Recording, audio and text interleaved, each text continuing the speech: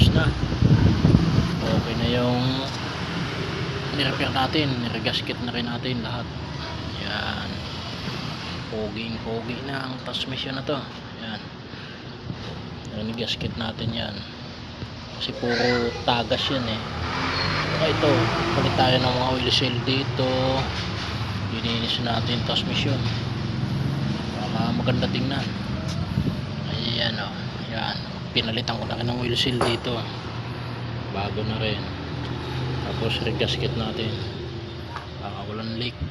Ayan, kasi po tagas siya dati. Ayan, ito lalagyan din natin ng gasket to. Ayan mga idol. Ayan, lilinisin pa rin natin ito mga to.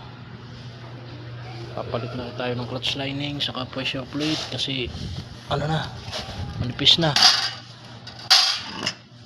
Gagawin na rin ng tama ng pressure plate finger ng pressure plate na natin.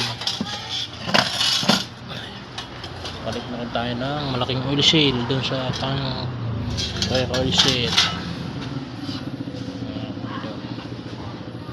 Okay, sasampan na lang natin to.